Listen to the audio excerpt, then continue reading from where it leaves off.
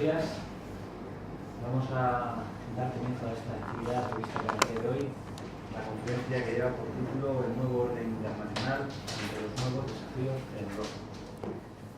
Nos acompaña como ponente don Miguel Ángel Moratinos, que fue ministro de Asuntos Exteriores y de Cooperación de España entre 2004 y 2010. Leeré a continuación algunas notas biográficas. Quería en primer lugar agradecerle a Miguel Ángel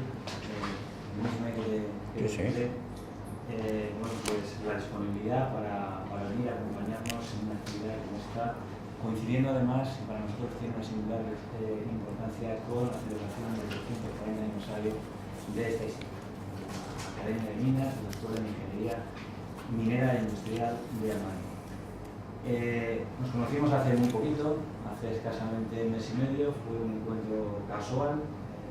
Yo me dirigía a una cita con la embajadora de Guinea Ecuatorial en España y decidimos en el habla. A partir de ahí tuvimos la oportunidad de hablar y quería públicamente manifestar pues, la cordialidad y sobre todo la disponibilidad para poder el ofrecimiento de poder venir y acompañarnos en el día de hoy. Muchas gracias, Miguel Ángel, porque no es fácil que en un encuentro como el que se produjo hace un mes y medio, pues hoy día 13 de junio podamos estar aquí contando con tu presencia y aún más seguro pues, con todas las reflexiones que sin duda van a ser muy importantes. Bien, Miguel Ángel Moratinos ha dedicado su actividad profesional y política a las relaciones internacionales y a la cooperación. Nació en Madrid el 8 de junio de 1951 y realizó sus estudios en el Liceo Francés. Se licenció en Derecho y en Ciencias Políticas en la Universidad Complutense de Madrid y posteriormente se diplomó en Estudios Internacionales en la Escuela Diplomática Española. Ingresó en el Servicio Exterior de España en marzo de 1977. Es padre de 3 hijos y está casado con Dominique.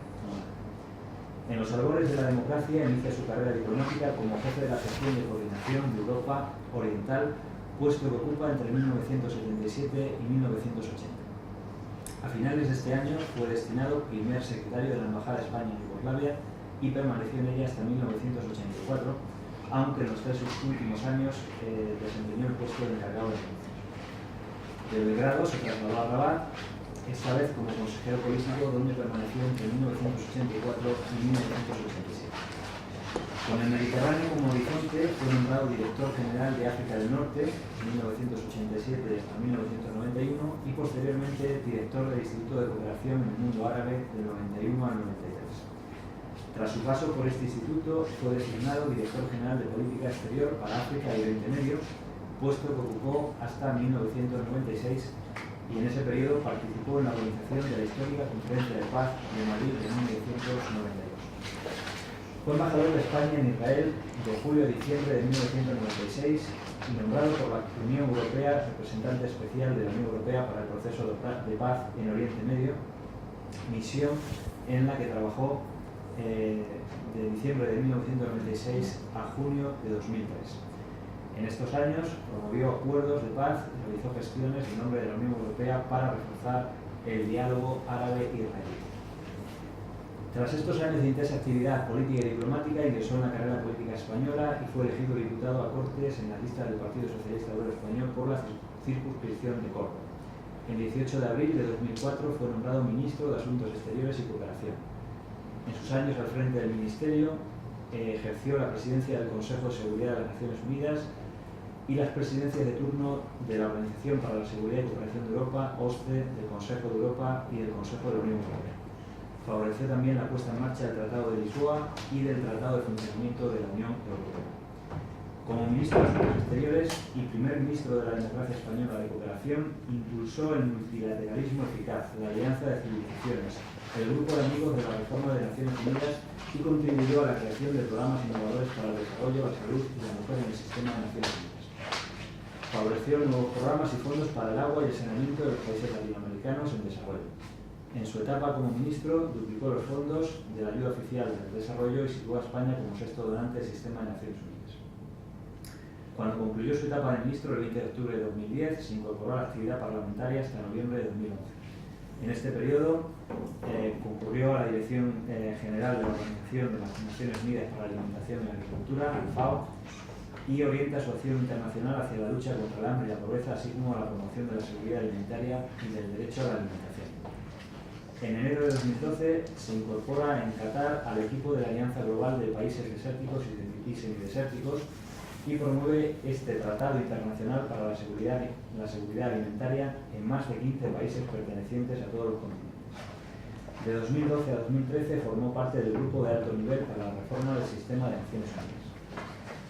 En su haber tiene numerosas distinciones, premios y condecoraciones que reconocen su trayectoria política y diplomática. En el ámbito académico, la labor de Miguel Ángel Moratino se ha visto reconocida con doctorados honoris causa por, entre otras, las universidades de Granada, San Petersburgo o Malta, así también con otras universidades como la Ben Gurion de Israel, la Universidad de Al-Quds, entre otras. Es también profesor de Ciencias Políticas en el Instituto de Ciencias Políticas de París, conferenciante habitual en diferentes instituciones y foros internacionales, así como articulista tanto en medios nacionales como extranjeros.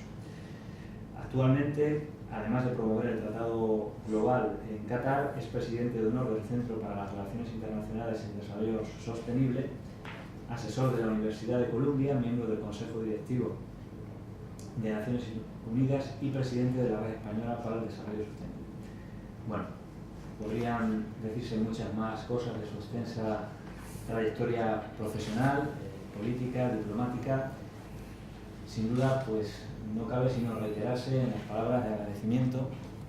Para nosotros es un honor, un lujo, diría yo, poder contar con la presencia de un ministro, en este caso ministro de Asuntos Exteriores y Cooperación, durante el periodo comprendido entre 2004 y 2010. Y nuevamente, de verdad, Miguel Ángel, hace mes y medio yo por muy optimista que uno a veces quiera ser en la vida, no pensaba que en tan poquito tiempo se pudiera completar esta actividad y poder contar con la presencia hoy aquí en nuestro pueblo.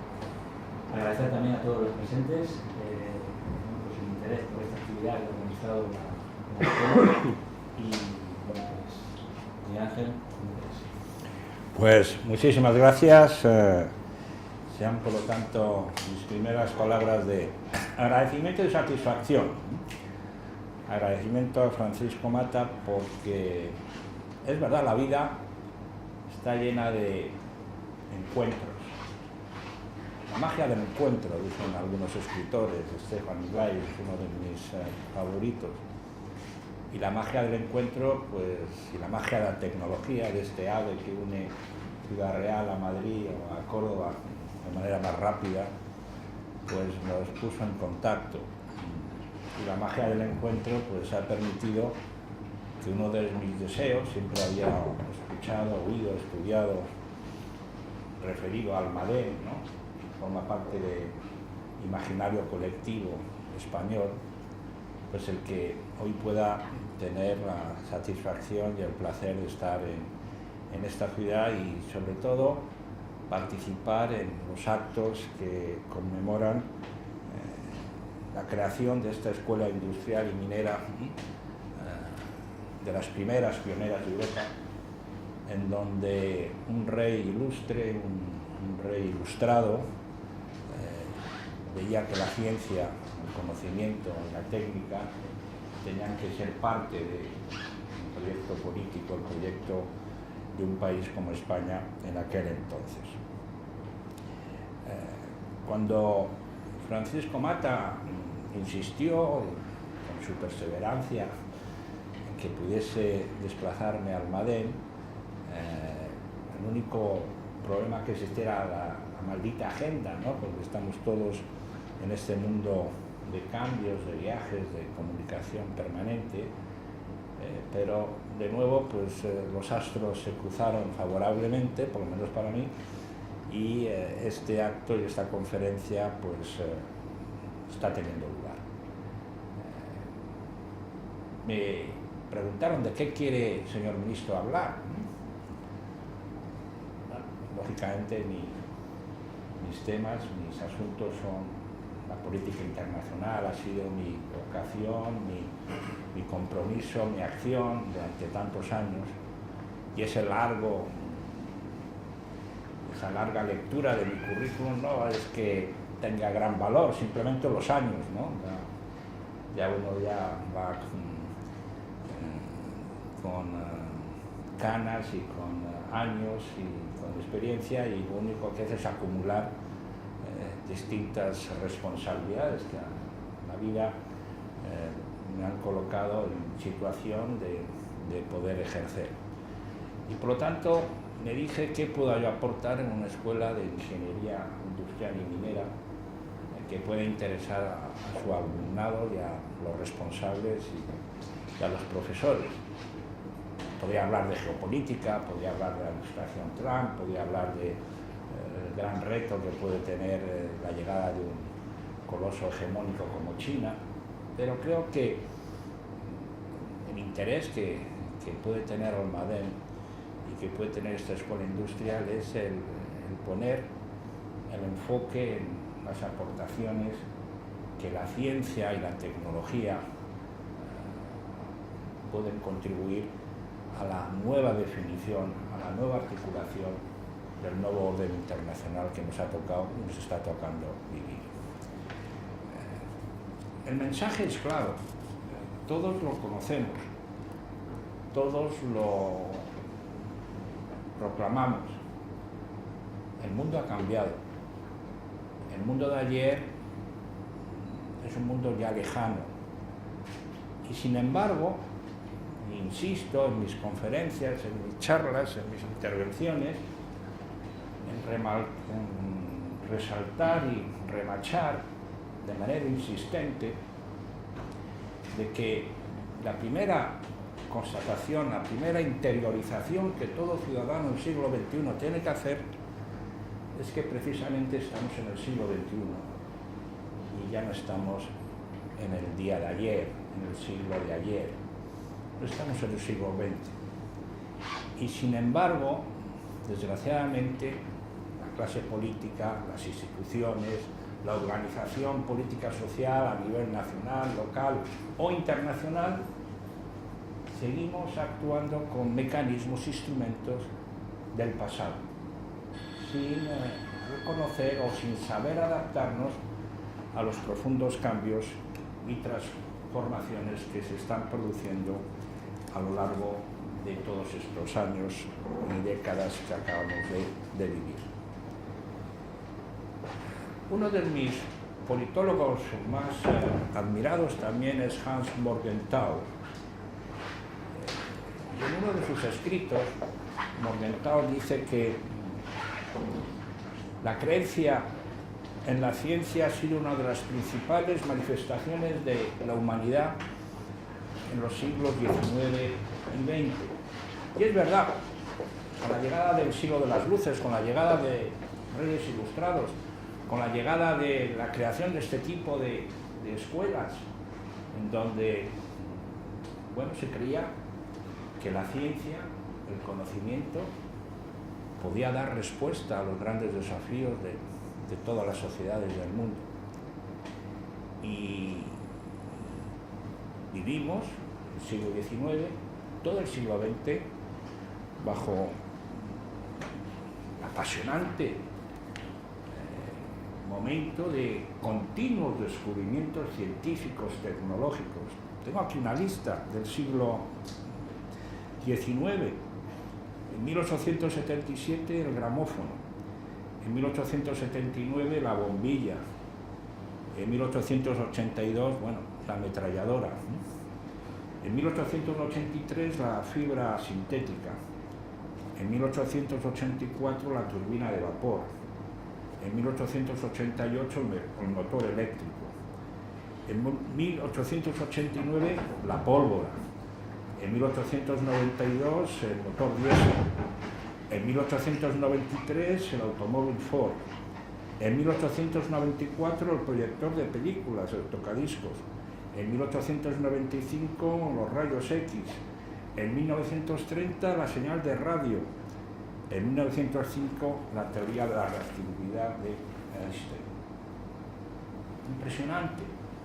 Y sin embargo, si los volcamos hoy al siglo XXI o al final del siglo XX, ese nivel de descubrimiento, de avances, de investigación científica sigue siendo extraordinario, pero con una gran diferencia, todavía mayor, que esos avances fabulosos, inesperados, que cambiaron la revolución industrial y que hicieron el despegue de la población y del desarrollo económico de todo el mundo. Si ven los estudios y las curvas, la evolución de toda la humanidad desde el principio de la génesis de la Tierra hasta el año 1852 es un crecimiento prácticamente lineal, tanto en población como en desarrollo económico. Se crece y hay 1.000 millones de pobladores en el mundo. Bueno, sube un poco de 200, 300, pero desde prácticamente el siglo XVII y XVIII se mantiene estancado en 1.000 millones de ciudadanos en el mundo. Y de repente, todos esos descubrimientos, la revolución industrial nos lleva a un crecimiento exponencial, tanto de la población como del desarrollo económico. Y de 1.000 millones en 1852 pasamos hoy en la actualidad a 7.000 millones, que es impresionante. Pero lo más impresionante es que los últimos 1.000 millones, es decir, pasar de 6.000 millones de población a 7.000 millones y pico, que ya somos ahora mismo, este periodo solo se ha conseguido en 12 años. En 1999 éramos 6.000 millones y en 2016 somos 7.500 millones. Y la población también ha producido un crecimiento general del PIB mundial, muy desigual, volveremos sobre ello, inegalitario, pero también una explosión de lo que es la riqueza mundial. Jamás en la vida, eso también se lo tienen que meter en la cabeza, el mundo ha tenido tanta riqueza, tanta capacidad económica como la que tenemos ahora. Por tanto, estamos en un momento de transformaciones brutales, que incluso nosotros mismos como ciudadanos tenemos a veces dificultades de asumir. Veo aquí algunos de mi generación, los jóvenes pues, lo dais por hecho. Pero bueno, a lo mejor os preguntaríamos cuándo se creó Google. Pues hace 17 años. ¿Y ahora podríais vivir sin Google? Parece difícil. Y ese es el gran cambio, lo que acelera e implica la complejidad y la dificultad de gobernar esta nueva realidad. Es que si los cambios del siglo XIX, toda esa larga lista que les he leído, tardaron casi 100 años, un siglo, en trasladarse al continente latinoamericano, a Asia, al Pacífico, a nosotros mismos, hasta que nos adaptamos a cómo llegó el ferrocarril, aquí en Almadén, me imagino, vieron todas las etapas. Hoy día los cambios son tan rápidos que 15 años son ya, es el pasado, es la época de los dinosaurios. No sabemos adaptarnos. Hoy estoy hablando y habrá surgido una nueva aplicación, un nuevo descubrimiento. Y los filósofos y los pensadores, hay uno que les recomiendo, no he leído todavía el libro, he visto la reseña, pero tiene un gran interés, un israelí, el profesor Harari, que es un hombre de origen por tanto semítico, puede ser de origen árabe, y en su libro que acaba de publicar, se llama Homus Deus, dice que la sociedad que nos va a tocar vivir va a tener 3 grandes objetivos. El primer objetivo es vencer a la muerte, la longevidad.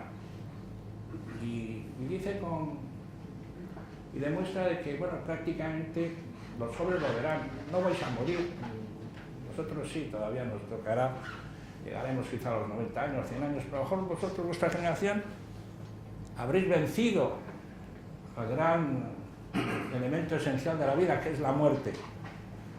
Y si no lo habéis vencido, prácticamente se prolongará la vida. El segundo es la felicidad. Sí, todo el mundo quiere ser feliz. ¿Y cómo se mide la felicidad? Y el tercero es la divinidad, la espiritualidad, cosa que se inició así, la evolución de la humanidad se olvidó en este mundo egoísta y materialista, y ahora se vuelve la sociedad ante los nuevos retos, los nuevos avances, a buscar ese elemento de espiritualidad que tiene que inspirar la sociedad. Les menciono todo esto porque los retos actuales son de una profundidad y de una trascendencia inimaginables. Lo decimos, lo sabemos, pero es difícil luego adaptarlos al día a día. Y por lo tanto no nos tenemos que asustar de las contradicciones, de las crisis, de los conflictos que estamos viviendo. Demasiado bien estamos. Que cualquiera de nosotros, cualquiera de nuestros abuelos, tu padre, tu abuelo minero, le traes hoy, le haces volver aquí, y dices, pero ¿en qué país vivimos? ¿Cuál es esta sociedad? ¿Cómo mantenemos el sentido común, el equilibrio psicológico, para no estar perturbados con el cambio brutal que dos conceptos esenciales para la convivencia humana, que es el espacio y el tiempo, han perdido su valor intrínseco? Yo me ha pasado en que he desayunado en una capital, he comido en otra capital y he dormido en otra capital. En el mismo día, la comunicación me ha permitido pasar. Mi espacio no era el espacio de Almadén, ¿no? Era cenar en Cairo, almorzar en Helsinki, dormir en Nueva York. Y el tiempo. Tuve la suerte de volar en el Concorde. Y en el Concorde pues era Nueva York, Londres, 3 horas. Hablábamos con Antonio Real de eso antes, pues Madrid, Ciudad del Real, tenías que pasar por Alcázar San Juan.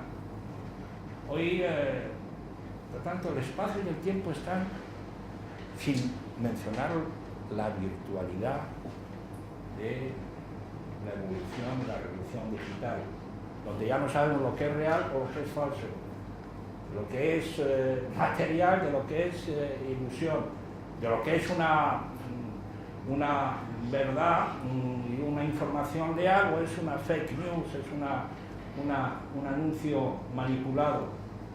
Todo esto es tan brutal que es muy difícil y por lo tanto muy complejo el poder entender. Por lo tanto, ante esta situación en donde va a cambiar la forma de vivir, el periodo de la robótica, donde lógicamente va a tener ya que plantear seriamente la organización de trabajo, ¿no? ¿Por qué trabajar los 5 o 6 días de la semana, ¿no? Si prácticamente los robots lo van a hacer todo? ¿Cómo vamos a liberar al ser humano del trabajo y de las penalidades del trabajo? O de las 3D, que es el hágase usted mismo. No vamos a necesitar ya intermediarios. El ciudadano ya no necesita una agencia de viajes, se hace su billete, se alquila su coche, se organiza su vida, cree que sabe de todo. Porque el señor Moratino sabe de su vida. No, ¿qué va a ser el señor? Yo aprieto aquí y tengo la mejor información y yo sé lo que hay que hacer con el presidente Lozano. El ciudadano se cree que posee ya la verdad. Conoce todo, porque aprieta un botón y ya tiene toda información, no hace falta librerías, no van a hacer falta universidades físicas. Ya se ha creado la academia Han Academy, donde tú vas online y estudias matemáticas. Por lo tanto, pues es la ventaja que en los pueblos o aldeas perdidas de Asia o de África, pues tú puedas conectarte y recibir con un tablero negro, y así lo dice Bill Gates, ¿no? Sus alumnos puedan estudiar matemáticas o los teoremas físicos, o hacer operaciones a distancia, con todas las garantías.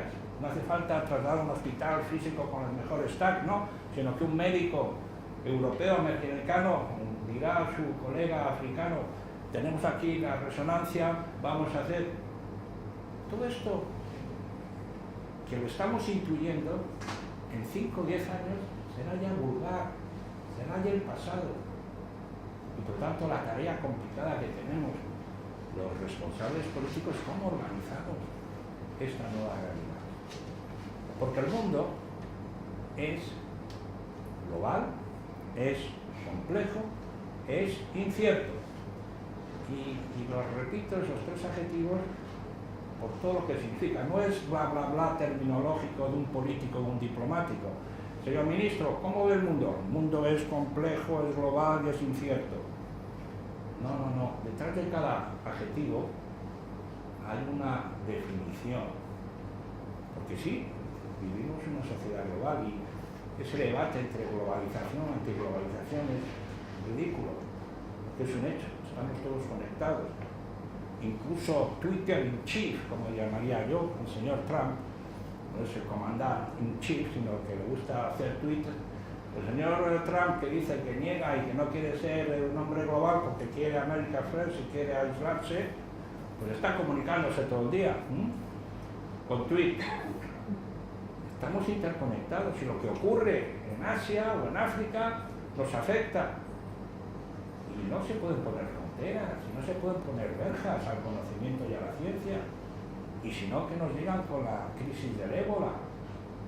Es que los microbios o las epidemias, pues en este caso Sudáfrica, puede ser los europeos, que traslademos enfermedades o epidemias a otros continentes. Y eso no es inseguridad, sí. Por tanto, no tenemos que estar trabajando juntos, sí. No tenemos que organizarnos de forma diferente, también. Por tanto, el mundo es global. Y ese debate de que tenemos que separarnos, aislarnos, volver a viejos nacionalismos, esas son posiciones trasnochadas que no tienen ningún sentido. No vas a poder parar la evolución de la ciencia, del conocimiento y la interconexión entre todos nosotros. Y el mundo es complejo. Es complejo, como bien definió Murray Gell-Mann, el premio Nobel de Física, cuando adoptó la teoría de la complejidad. Y la complejidad es que, bueno, al estudiar las partículas elementales y los quarks, pues vio que había unas interacciones. Y por tanto no estamos en la campaña electoral del señor Clinton, que dijo: es la economía, estúpido. No solamente es la economía, aunque ahora vivamos esta fiebre de todo lo económico y todo lo financiero. No, hoy día, si tú quieres gobernar el mundo, gobernar tu vida, tienes que ocuparte de la economía, ocuparte de la finanza, ocuparte de lo social, ocuparte de lo cultural, ocuparte de lo que son los grandes debates del cambio climático, de lo que es la agenda de sostenibilidad sobre la que volveré ahora mismo. Y por lo tanto, esta complejidad que nos abruma y nos preocupa y nos interroga, nos interpela, no debería paralizarnos. Lo que debería es obligarnos a ser capaces de entenderla mejor, de vivir con ella y de dar respuesta como seres humanos y como colectivos humanos a esa complejidad. Y el mundo es incierto. Vuelvo a una tesis física del principio de Heisenberg, en donde tú no puedes prever todo. Y por tanto lo vemos con las catástrofes naturales, con los imprevistos, pero lo que tú puedes es preparar tu sociedad y tu vida a evitar lo que intuye científicamente y socialmente y políticamente puede ocurrir, para amortiguar los posibles elementos de sorpresa o de imprevisibilidad que siempre seguirán existiendo en el mundo. Por lo tanto, ese es el mundo que nos ha tocado vivir. un mundo global, un mundo complejo, un mundo incierto y un mundo, un planeta Tierra que por el momento, hasta que no avancemos, otro gran elemento que se abre, que es el descubrimiento del espacio, y el espacio pues nos va a dar una frontera. Aquí en Almadén empezasteis a estudiar las profundidades de la Tierra, fuisteis al fondo de la Tierra.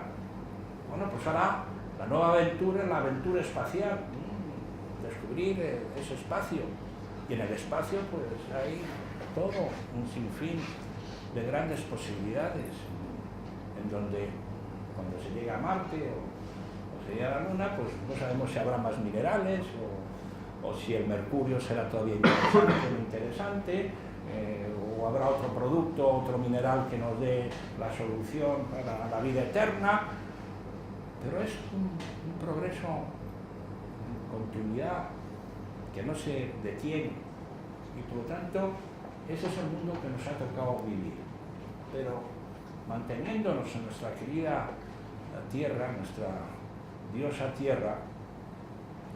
Tenemos una Tierra con 7.500 millones de habitantes en estos momentos, y que las previsiones nos anuncian que tendremos 9.000 millones en 2050, 9.500. Bueno, y tenemos unos recursos naturales, o como diría el profesor americano Jeffrey Sachs, unas fronteras planetarias que nos obligan a garantizar para las futuras generaciones, para la nuestra, pero sobre todo para las futuras generaciones, la supervivencia, ¿no?, y la sostenibilidad del planeta.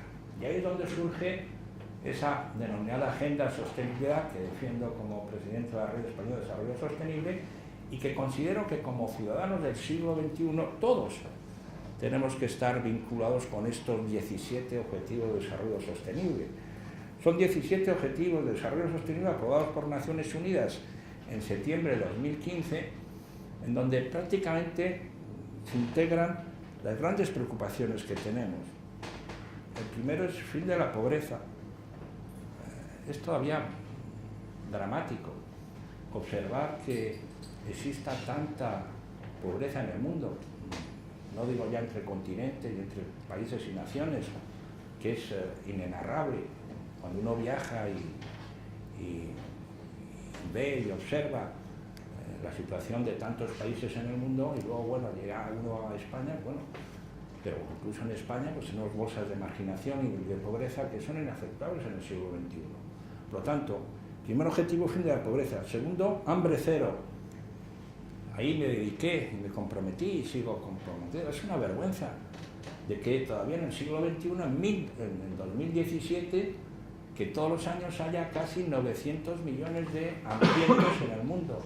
Es para levantarse por la mañana, mirarse en el espejo y decir cómo es posible que aceptemos que la gente se está muriendo de hambre. Cada 5 segundos muere un niño de hambre en el mundo.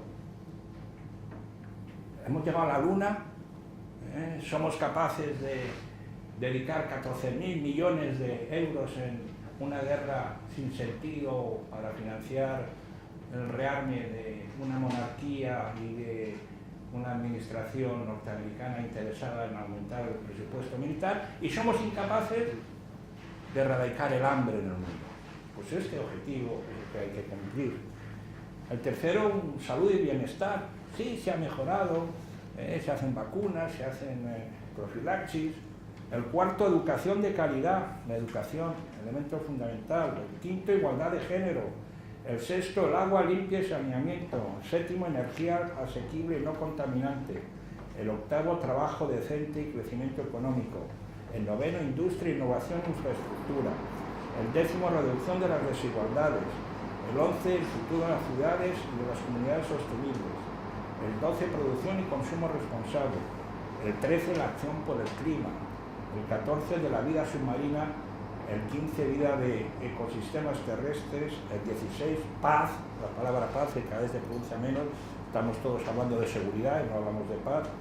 Y el 17, alianzas para lograr los objetivos. Estos 17 objetivos tenían que ser el abecedario de todos los gobiernos, de todos los ciudadanos del siglo XXI. Y sin embargo, pero están arrinconados, nadie habla de ellos, poco se mencionan en el debate electoral, seguimos escuchando los mismos refranes, las mismas referencias, los mismos latiguillos,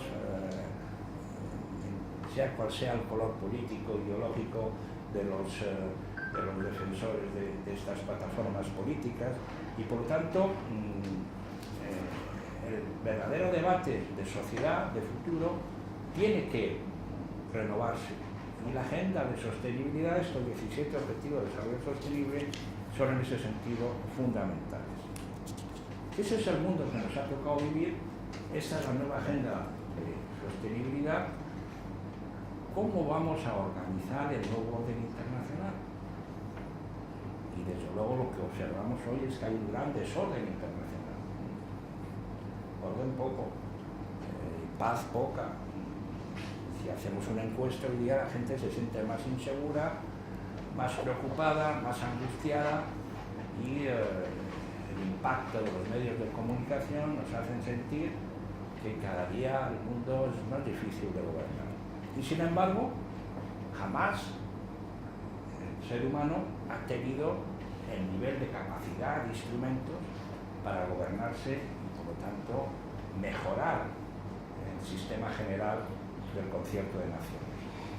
Vivimos lo que se ha denominado científicamente la era del antropoceno, es decir, la era de que la humanidad por primera vez puede decidir su futuro.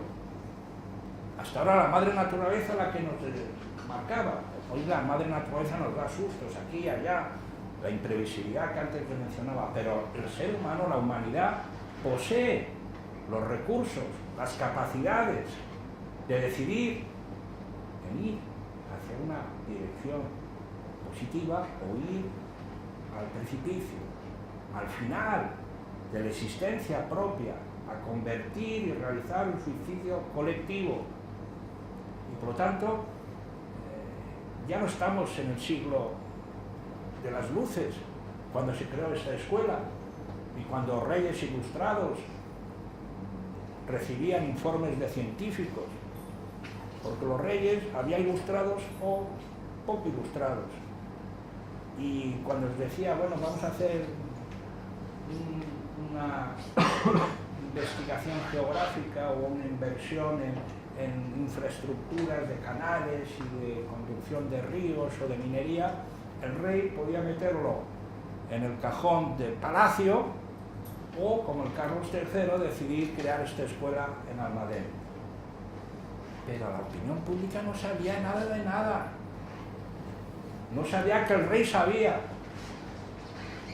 Hoy sabemos que los nuevos reyes saben y que los científicos les han dicho a los jefes de Estado y de Gobierno que si no hacen acciones inmediatas en favor de la lucha contra el cambio climático, dentro de pocos años el Ártico va a desaparecer y que sufriremos las consecuencias climatológicas, físicas, medioambientales, de migración, en el sentido que mucha gente se quedará desertificados y que tendrán que buscar nuevas áreas para poder encontrar un futuro mejor para ellos y sus familias.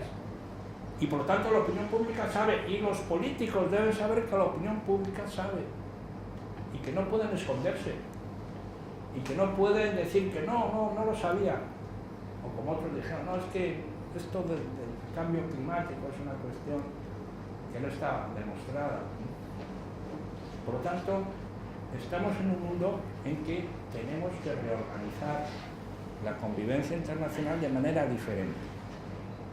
Como les decía al principio, desgraciadamente, aunque todos lo sabemos, y los políticos también, porque participan igual que la opinión pública, sabemos que el mundo ha cambiado, sabemos que estamos en un momento de cambio, de mutación, pero sin embargo, seguimos haciendo las cosas como si nada hubiese cambiado. Y el ejemplo más evidente es Naciones Unidas, que es la casa de todos, que es el gran logro de la paz y la seguridad internacionales, que es el resultado de siglos en que el ser humano consideró que teníamos que pasar de un equilibrio de poderes un enfrentamiento de 2 o 3 países hegemónicos que buscaban alianzas para seguir depredando o colonizando o beneficiándose de la pobreza de los demás, a un sistema colectivo de seguridad que evitase las guerras mundiales. Bueno, y a partir de la Primera Guerra Mundial ya se pensó, inspirados en el famoso Tratado de la Paz Perpetua de Kant, en ese sistema colectivo de seguridad. En lugar de defendernos los otros únicos, país imperial, España o Alemania o Francia o posteriormente Estados Unidos, no, pongamos la responsabilidad colectiva y hagamos de Naciones Unidas la casa que garantice la paz y la seguridad de todos nosotros. Y así surgió la Carta de San Francisco en 1945, y así surgió esa ilusión y esa esperanza de futuro donde Naciones Unidas podría encauzar, después de 2 guerras fratricidas, sangrientas, dramáticas en nuestro territorio europeo, encontrar un final a esa condición humana que nos ha llevado durante siglos al enfrentamiento y a la exclusión. Y sin embargo, Naciones Unidas cayó con los equilibrios de poder a perder la capacidad, la credibilidad ante los cambios y las exigencias y las influencias de los distintos actores principales.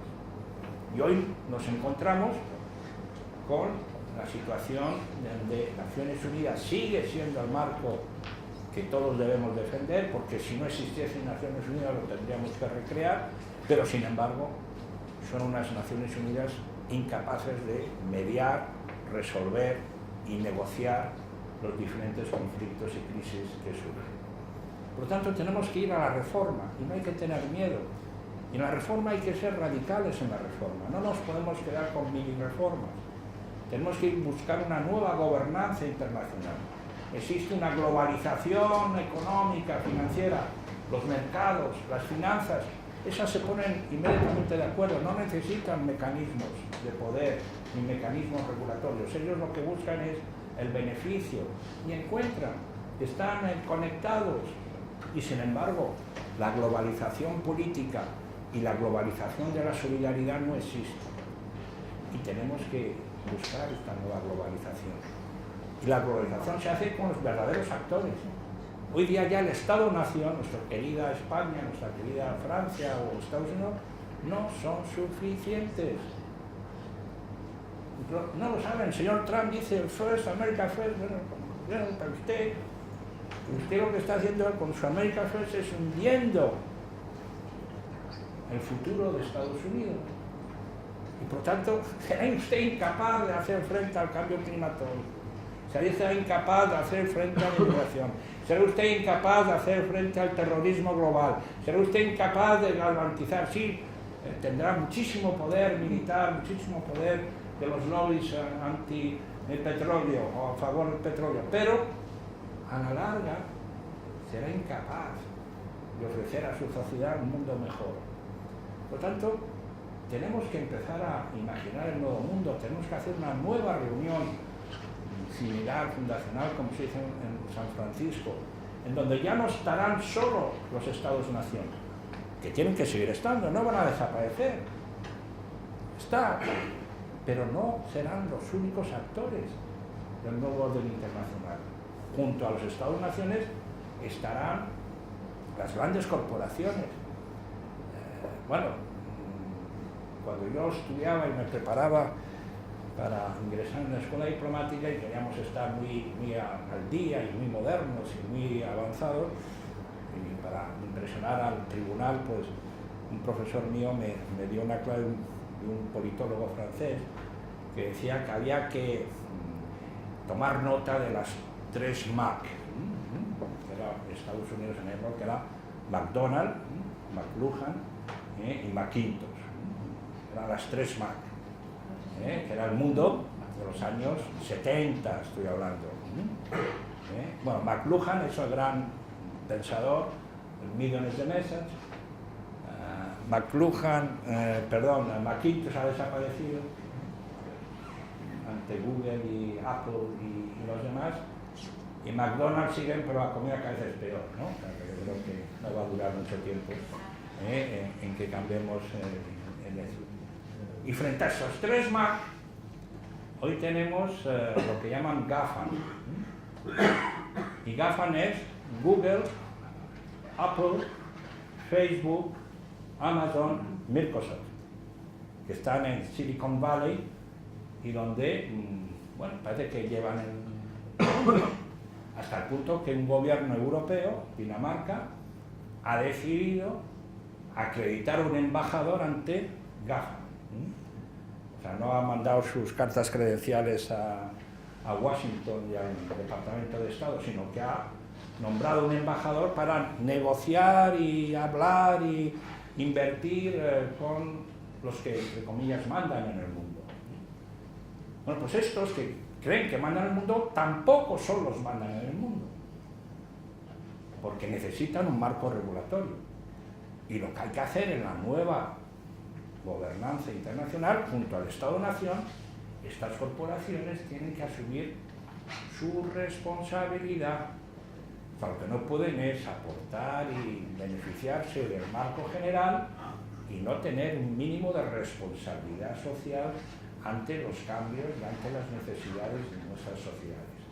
Y no bastan con mecenazgos, los mecenazgos están muy bien, pero hace falta un gran compact, como dicen, un pacto entre Naciones Unidas, entre la nueva organización y las grandes organizaciones. Yo he propuesto varias ideas en este sentido.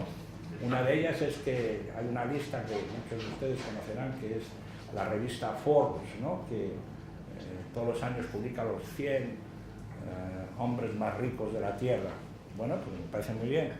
Bienvenidos, a aplaudirlos, todos han tenido sus capacidades y nadie se las puede negar. Pero yo haría la contralista. ¿Cuál sería el ranking de esos 100 millonarios en su generosidad hacia los otros? Y publicaría todos los años la lista. Señora Mancio Ortega, parece que está ahora contribuyendo de forma positiva, pues subiría. O señor Bill Gates, pues a ver cuánto. Pero claro, la suma de los dineros, las desigualdades son tan brutales, y los informes Oxfam lo demuestran. Es que claro, un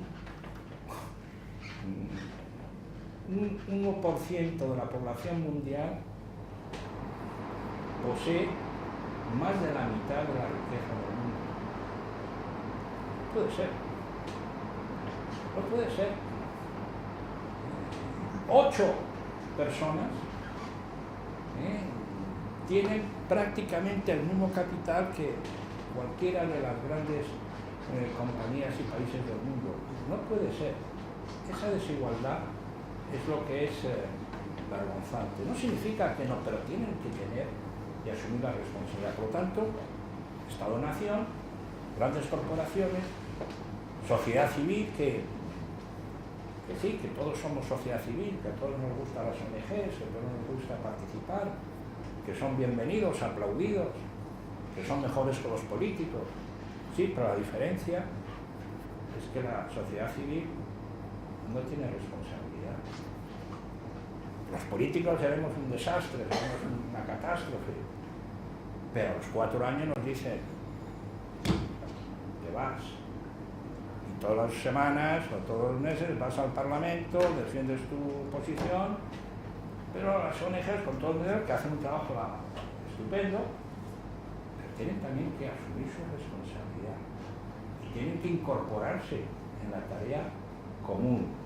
Por lo tanto, el nuevo orden internacional tendrá que integrar en la organización de esa nueva gobernanza internacional Estados-Nación, corporaciones privadas, ONG, sociedad civil y finalmente los medios de comunicación, que también critican, ejercen su derecho a la crítica, pero que tampoco tienen responsabilidad.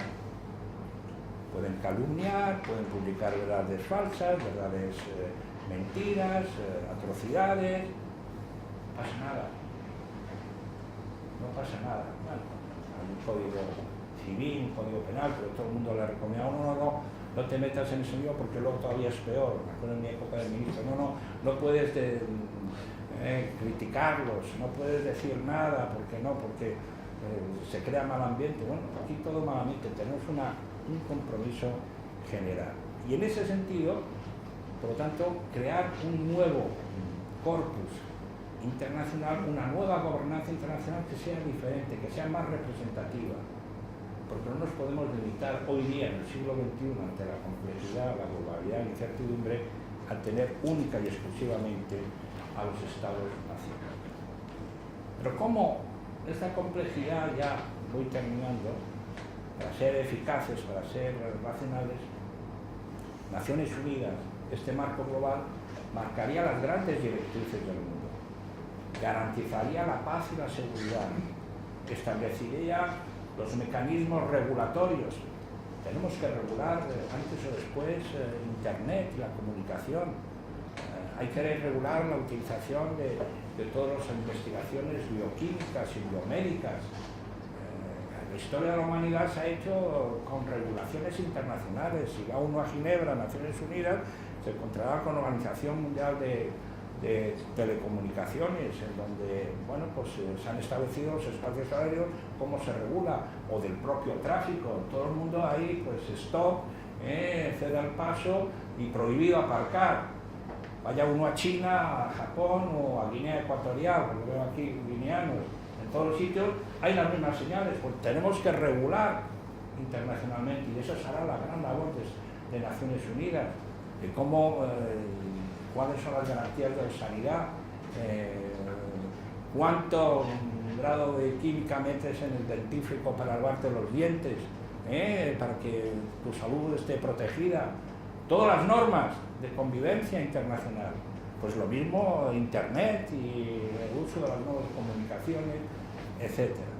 Y luego, para que esto funcione mejor, tenemos que ir a la regionalización, porque Naciones Unidas será el marco general, pero tendremos que ir como cuartos de gajos de naranja en el sudeste asiático de China, sudeste asiático, en Europa sería Europa, Mediterráneo, África, y en Latinoamérica y América Latina serían las regionalizaciones del continente del planeta Tierra.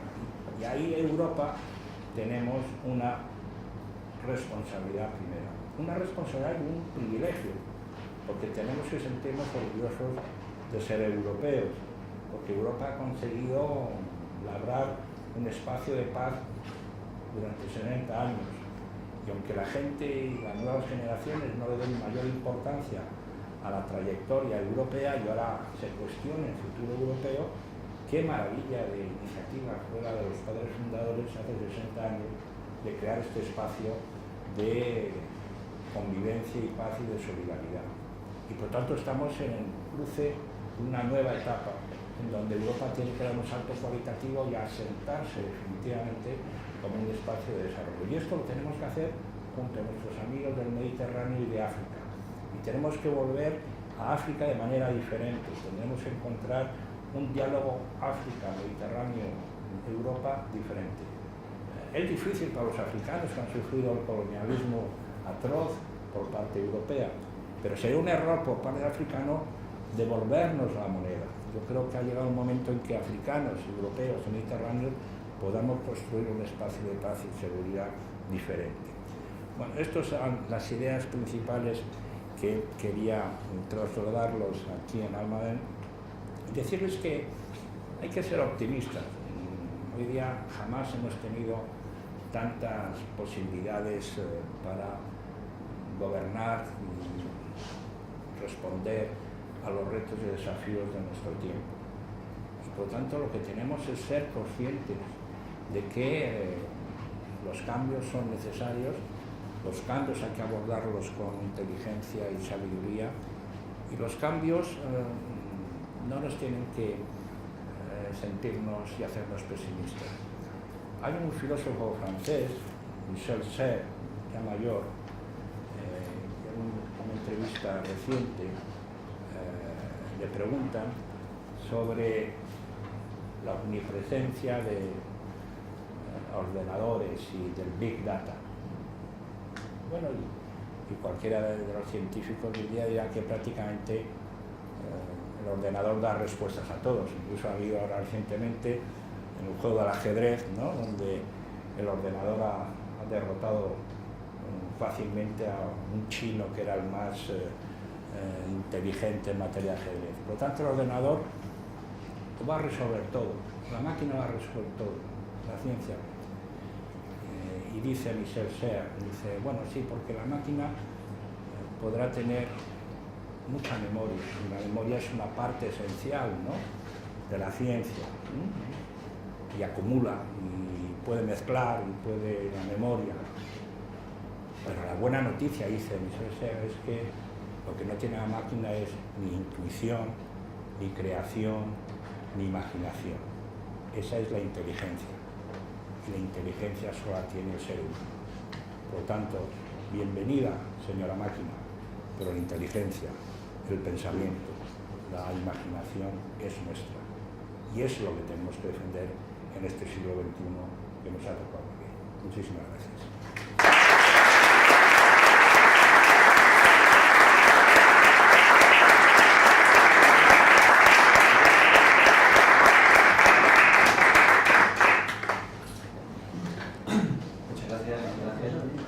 Abrimos, si os parece, un turno de preguntas. Si alguien tiene hacer alguna pregunta, alguna curiosidad a la señora Moratino, pues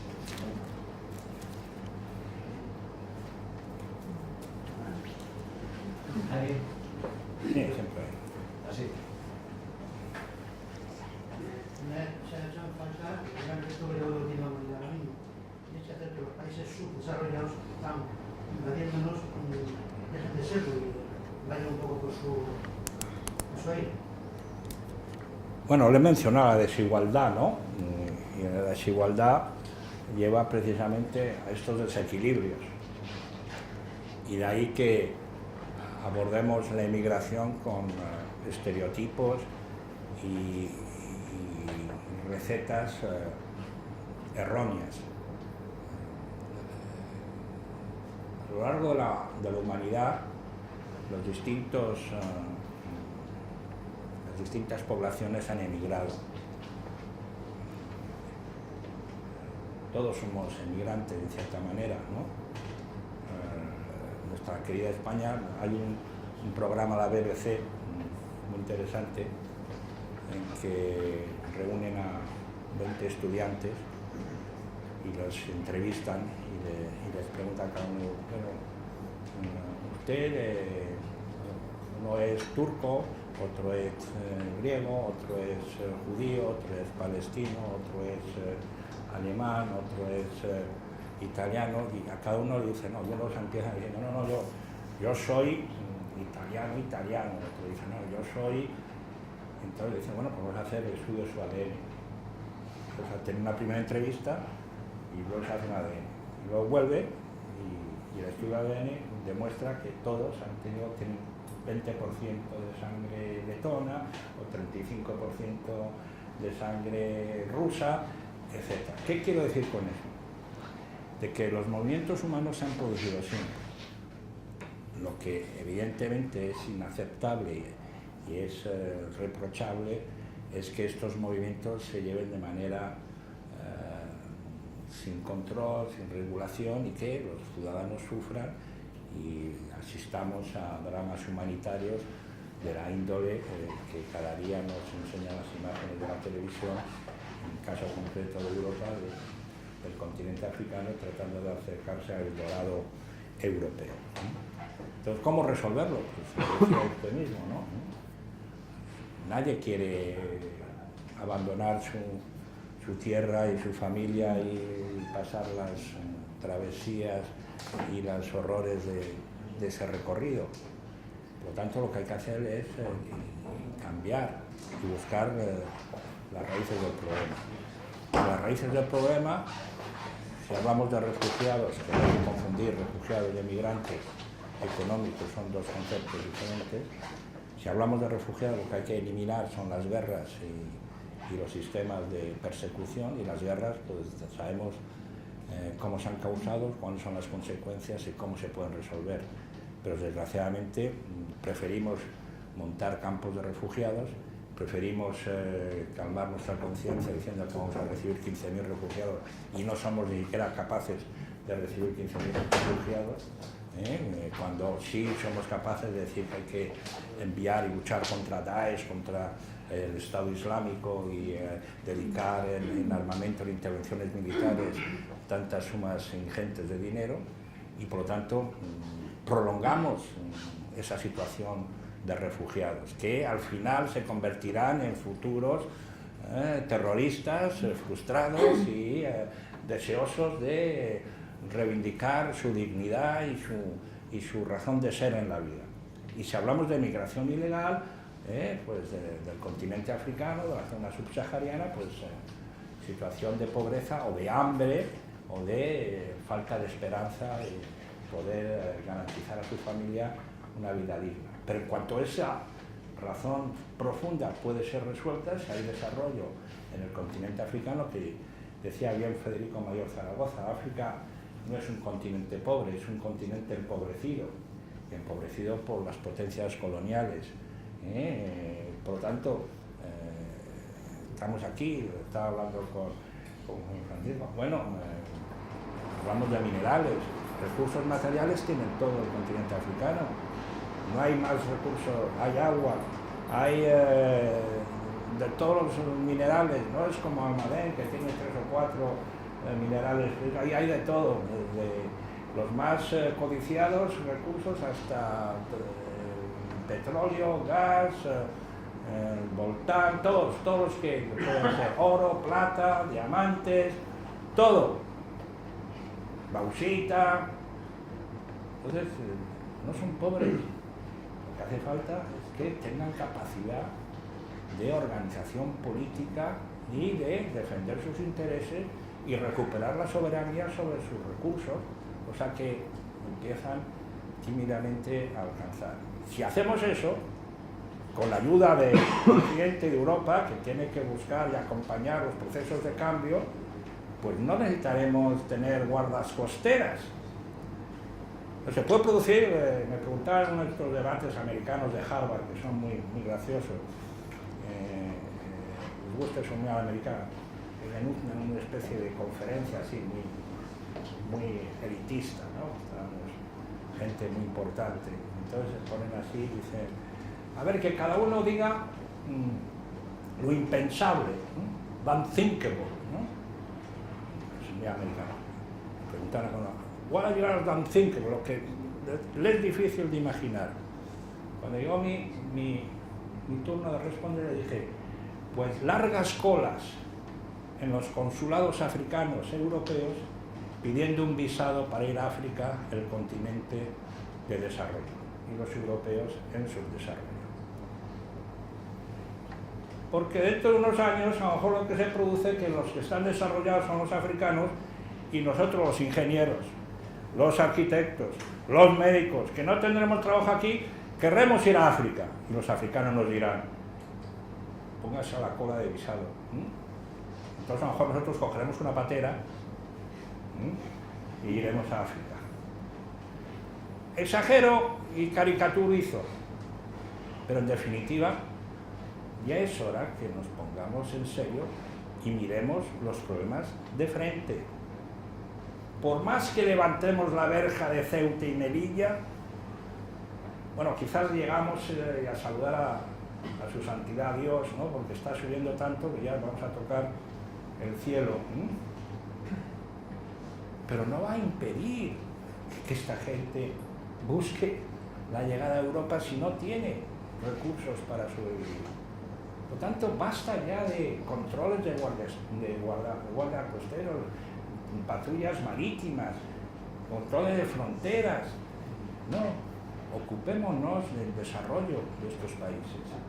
Y si nos ocupamos del desarrollo de estos países, veremos que decimos regular, pero en la época nuestra del gobierno reducimos esa crisis migratoria y decimos, y ahora somos un modelo, ¿no? Pero ni los griegos, ni los italianos, nadie se interesa en aplicar las medidas y los recursos necesarios para que estos países puedan gestionar de manera responsable toda esta nueva situación. Sí, a ver, quería preguntar, porque usted ha hablado de la erradicación de la pobreza y el hambre, ¿no? Y hablando de mi continente, lo poco que conozco, yo veo que casi nunca se va a erradicar la pobreza y el hambre en África, porque los gobiernos que están ahí son absolutistas, o sea, que no piensan en el desarrollo. Si no hay desarrollo y libertad de expresión y de pensamiento, no se puede erradicar el hambre ni nada. O sea, que es imposible con esa gente ahí. Como usted ha dicho, ahora mismo habrá que trabajar para que esa gente salga de ahí y pueda hacer que algún día África tenga ese desarrollo que mucha gente anhela. Yo no soy... el camino va a ser difícil, porque es verdad que el continente africano y la mayoría de los estados o naciones han estado o están gobernados por sistemas autocráticos y autoritarios, pero al mismo tiempo yo he constatado en mis múltiples viajes a África en los últimos años, y viajo bastante a África, la semana próxima viajaré a Ghana, a lo mejor también a su país, hay un cambio, y la prueba es su propia respuesta. Lo principal para que el cambio se produzca es que los propios ciudadanos africanos sean conscientes de que tienen que cambiar, y por lo tanto el cambio de las nuevas generaciones que van a exigir un mejor gobierno y una responsabilidad democrática y por lo tanto un Estado de Derecho se va a ir produciendo, porque el continente, como digo, tiene todos los recursos y todas las capacidades.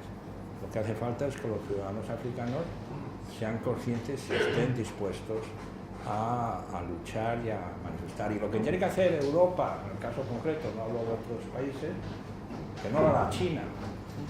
Ese es un tema, que ahora China está muy de moda, que está invirtiendo mucho en África y son más rápidos, no condicionan derechos humanos, ni condicionan nada, es todo... Europa puede hacer un pacto con África, un pacto diferente, no el pacto colonial, no, todo lo contrario. Tenemos que devolver a África lo que no le supimos dar en el siglo XIX. En el siglo XVIII, y por lo tanto el pacto es aportarle todo lo que es valores, principios democráticos de gobierno, y en el pacto de sostenibilidad, de mantenimiento de los recursos, hacerlo para evitar depredaciones, ¿no? Porque como hay tantos recursos en África, hablamos de minería, ¿no? La minería, imagínate lo que hay en África, ¿no? Se está empezando solo, ¿no? Es todo, es impensable, inimaginable, ¿no? ¿Por qué pertenece a las grandes compañías y no pertenece a los propios, digamos, se puede tener a grandes compañías, pero que la ciudadanía se beneficie? Hay que buscar nuevas fórmulas. No es normal que Areva, la gran empresa nuclear francesa, pues controle Níger, ¿no? Por ejemplo. Por lo tanto, en política, mi querido amigo, a nadie le da nada, hay que ganarlo. En política no te dan nada gratis. En política tú tienes que ganar el poder, tienes que garantizar que te puedan respetar. Y por lo tanto tenéis una larga lucha todavía que llevar a cabo, pero yo soy optimista de que se están produciendo los cambios sociales en las nuevas generaciones dispuestos a llevar a cabo esa teoría. Y nosotros, europeos, lo que tenemos que dejar ya es de intervenir, de manipular, de interferir y de ayudar. Tenemos que ayudar de manera diferente. Sí, yo quería hacer una pregunta que de cierta forma me la ha pisado el compañero, ¿no? Pero bueno, la puedo formular de otra forma, y es que ¿por qué la globalización genera tantas desigualdades, habida cuenta de toda la revolución científico-tecnológica que hemos visto anteriormente, que también nos ha explicado usted. Y luego también otra pregunta también que me preocupa es por qué la globalización está generando pues una forma uniforme de vida, ¿no? Una cultura común, una forma también política común, unos medios de comunicación muy concentrados. Entonces, en una palabra, lo que viene a hacer la globalización es concentrar el poder. Entonces mi pregunta es si eso es peligroso para la democracia actual. Esas dos preguntas. Gracias. Sí, no, está muy bien formulada la pregunta, ¿no? Porque he intentado transmitir en mi intervención. La globalización existe. Se podrá negar, estar a favor, en contra, en cuanto hecho. Interconectividad, intercomunicación, interrelación. Lo que ocurre que lo que se ha producido hasta ahora ha sido una globalización descontrolada, en el sentido que ha sido una globalización económica y financiera, pero como he dicho yo, hace falta una globalización política, una globalización de la solidaridad, precisamente para corregir los horrores, las tragedias, los dramas de esta globalización que nos ha producido y que lleva a asustar a todo el mundo con esta desigualdad. Ustedes nos han dado cuenta de que en los últimos, respetando todas las ideas políticas, no me corresponde a mí aquí en la Escuela Industrial y Minera de Almadena hacer un mitin político, pero ¿no se han dado ustedes cuenta de que ahora la palabra clave de todos los líderes políticos, sean de izquierda o de derecha, más de derecha ahora, podría decir, que es la desigualdad? O sea, la canciller Merkel termina el G20 en China, después de que ha pedido unas elecciones regionales, y dice, no, el problema que tenemos es la desigualdad. Bueno, bienvenida, señora Merkel. O la señora Theresa May gana las elecciones, o bueno, la nombran primera ministra después de que se va Cameron, se dirige en frente de 10 Downing Street al público del Reino Unido y dice, mi teoría va a ser trabajar con los marginados, con los pobres, con no sé qué, la desigualdad. Parece muy bien la desigualdad, pero todos estamos preocupados con la desigualdad, pero la desigualdad es el producto de políticas económicas y financieras que han producido esta desigualdad. Entonces, si eso es a nivel nacional o regional, a nivel internacional, imagínese. Por lo tanto, es la primera tarea que tenemos que llevar a cabo. Porque tiene toda razón. Esta compactización, esta integración que la globalización favorece y mejora, lleva a que nos conduzcan, casi todos ellos, a un mundo uniforme, similar, hasta el punto de que el sistema lo que va a tratar de hacer es crear gestores. Los políticos ya no serán necesarios, tendremos las máquinas, Big Data, y unos señores que dicen que repararán las máquinas, y consumidores. Y todos seremos consumidores, pero no habrá ciudadanos. Ese es el peligro. Habrá un gran sistema que nos mejorará, nos permitirá cambiar de traje, o el traje, como me decía a mí Simón Pérez, tocarás aquí y si estás en Nueva York y hace calor, apretarás aquí y se convertirá en un traje de verano, y si un toque más vas a la playa y te pondrás en calzoncillos para nadar. Y entonces habremos consumido 3 productos muy baratos, muy ofertas.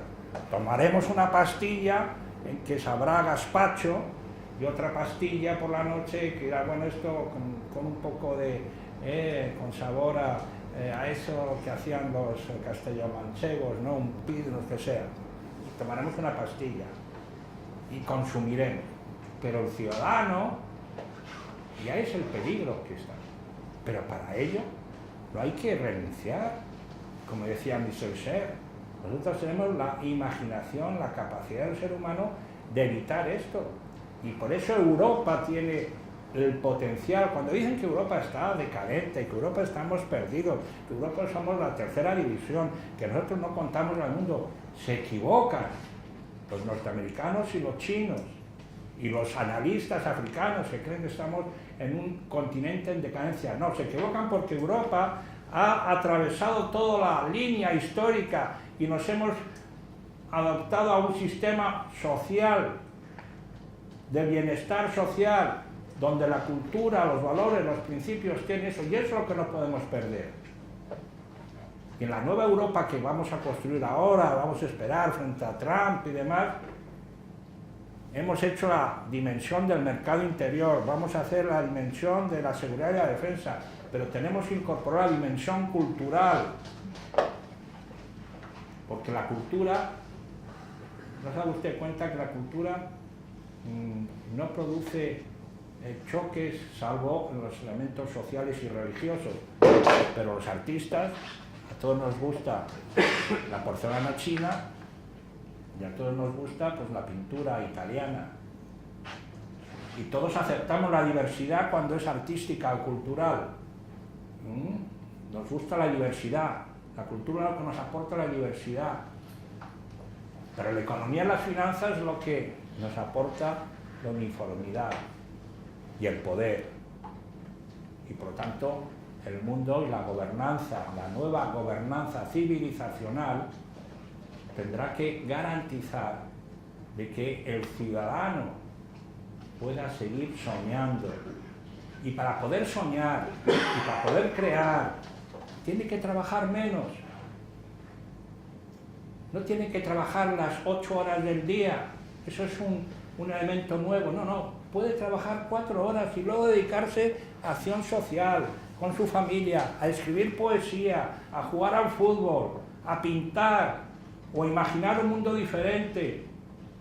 Ese es el debate real de una socialdemocracia, de un movimiento diferente. Lo que pasa es que estamos todos pues con las cosas de estas, ¿no? De la tertulia, los tertulianos, de todas estas cosas, ¿no? Pero el debate real es cómo preparamos nuestra sociedad para el futuro.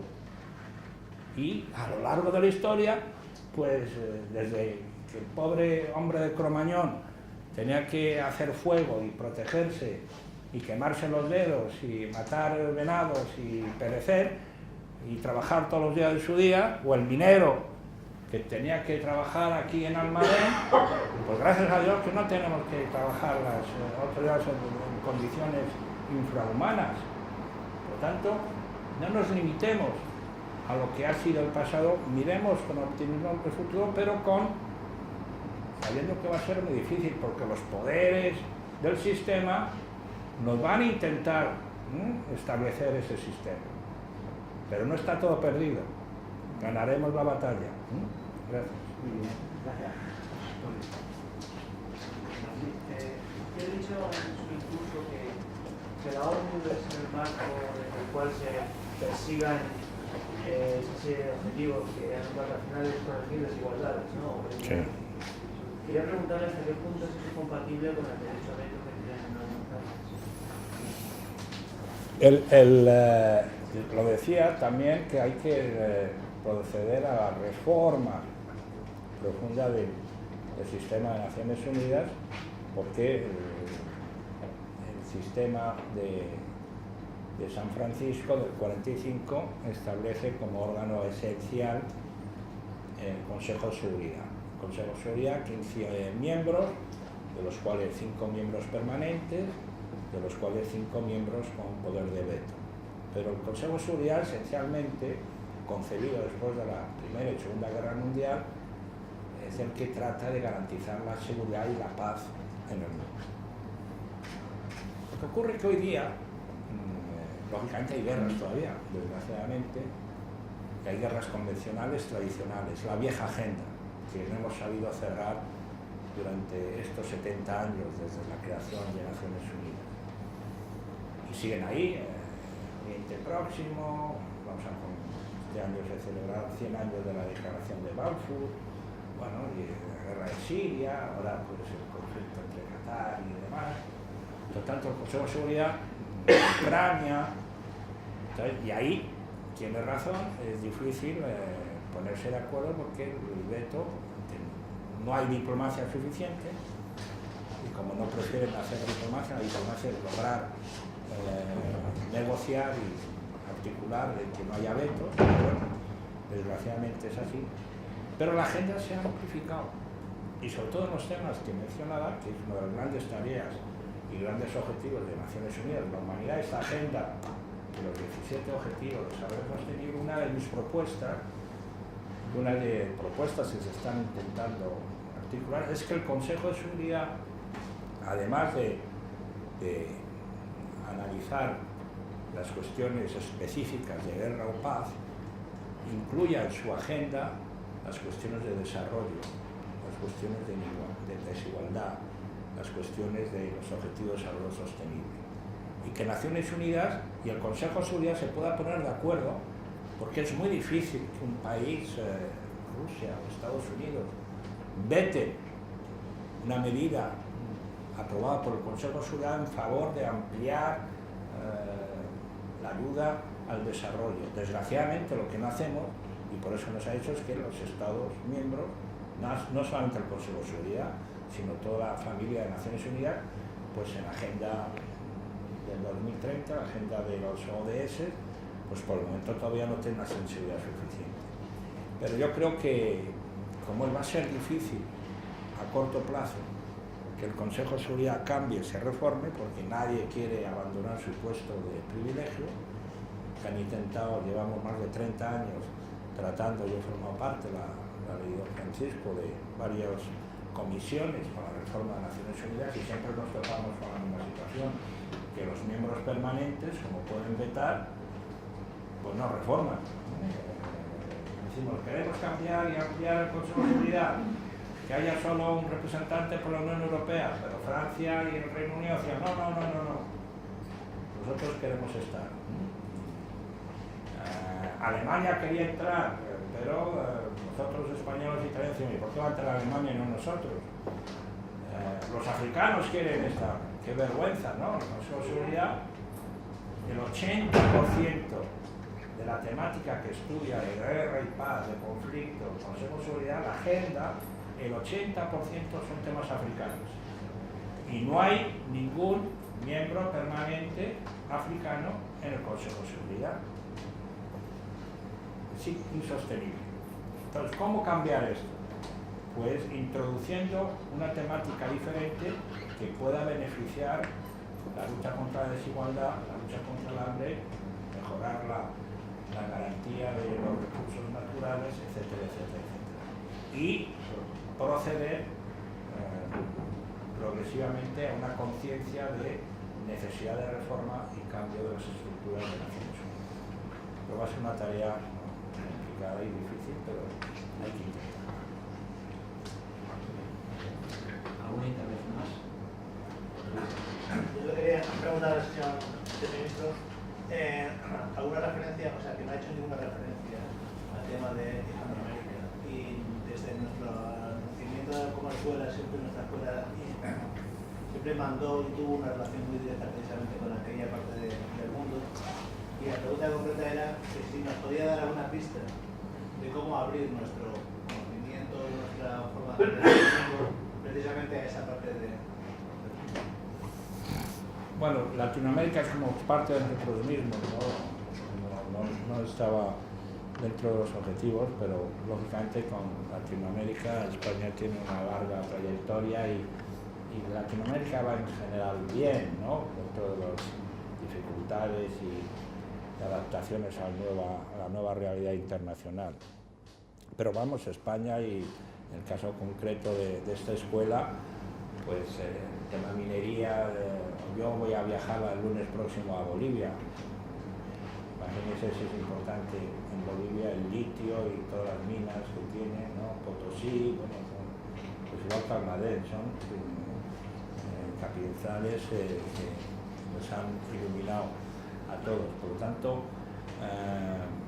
yo creo que Latinoamérica para España es un activo, pero tiene que ser un activo diferente a como hemos ido desarrollando hasta ahora. América Latina ha cambiado muchísimo. Nosotros creemos que la conocemos o no la conocemos. Ellos nos conocen más que nosotros a ellos. Ha habido, digamos, una especie de distanciamiento progresivo. ¿Por qué? Porque conocíamos a las élites, ¿no? Conocíamos al sector ilustrado, y como América Latina se ha incorporado al mundo democrático y se han producido cambios sociales muy profundos, pues esos movimientos sociales profundos no los hemos acompañado y no nos hemos preocupado de ellos, ¿no? Volviendo al tema de Bolivia, por ejemplo, o de toda la zona de los Andes, ¿no? Bueno, podemos entrar en el bolivarismo y todo el lío de Venezuela, de los populismos, todo esto, ¿no? Entramos en una crítica permanente, pero en el caso concreto de Bolivia, claro, cuando un 70% de la población no existía como ciudadanos, como seres sujetos políticos, y que Evo Morales, que será bueno, malo, regular, un desastre, lo que sea, pero ha incorporado por primera vez en la historia a la población indígena, lo digo con todo lo que significa la palabra indígena, pues es un salto cualitativo esencial. Pero de esos movimientos España, pues no, estamos acostumbrados a tratar con la élite de la capital, los intereses corporativos, y ahora lo que se produce es una readaptación. Por lo tanto, ¿qué podemos hacer? Pues tenemos que volver a iniciar el diálogo respetuoso, quitarnos de la cabeza todos estos viejos símbolos, madre patria, todas estas cosas, ¿no? Tenemos un gran legado común que no hay que renunciar, hay que sentirse orgulloso de los hechos y de eso, de la historia, pero al mismo tiempo con la voluntad de crear algo diferente de manera conjunta y respetuosa para el futuro, ¿no? Y escuelas como esta pues tiene, yo creo, una gran trayectoria, ¿no? Había que establecer relaciones, integrarse en escuelas similares allí, que me imagino que no existen o habrá muy pocas, ofrecer toda la experiencia y el saber y el know-how que tienen ustedes aquí, pero hay muchas posibilidades. Sí, quería preguntarle qué papel cree que juega el Club Bilderberg en el proceso de globalización. Tenía que salir, claro. ¿Qué papel juega este club? Que no sé si es más que un club o... Yo tuve la ocasión de estar invitado 2 veces, ¿no? Crean que iba a ser una persona importante, por eso me invitaron, ¿no? Suelen invitar a todos importantes. Bueno, no lo sé, pero es más un mito que una realidad. Yo le diría con crudeza, entre comillas, que no se enteran de nada, que creen que mandan y no mandan, que creen que gobiernan y desgobiernan, y que, bueno, consideran que es el poder, y el poder está hoy muy compartido, ¿no? El poder es la sombra. Pero no lo son. Se equivocan siempre. Me tocó vivir estuve en 3 ocasiones. La última fue justo con la crisis financiera, ¿no? Y había estado el año anterior, en donde consideraban que el mundo iba muy bien, que la situación económica y financiera era pletórica, y cuando nos reunimos con la crisis, ¿no? Ahí se demostró que es todo un castillo en naipes, en base alguna, ¿no? Entonces, ¿qué pasa? Se autoalimentan entre ellos, es como el Davos financiero, que sirve, bueno, de establecer contactos, influencias, tienen poder, entre comillas, pero al final no deciden, porque si hubiesen decidido, incluso para sus propios intereses, hubiesen decidido otra cosa. no se hubiese hundido todo el capitalismo financiero como se hundió, ¿no? El Reino Unido no se hubiese ido del Brexit como se ha ido, no hubiese sido elegido el señor Trump. Por tanto, lo que deciden no tiene gran impacto.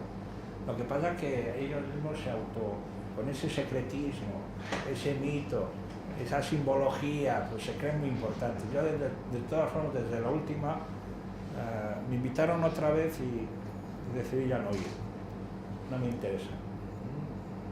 Me parece que es un ejercicio de poca relevancia. ¿Alguna intervención más? Pues muchísimas gracias, Ángel, Muchas gracias. por tu intervención, por el debate posterior. Y nada, gracias también a los asistentes a esta oportunidad que nos han dado los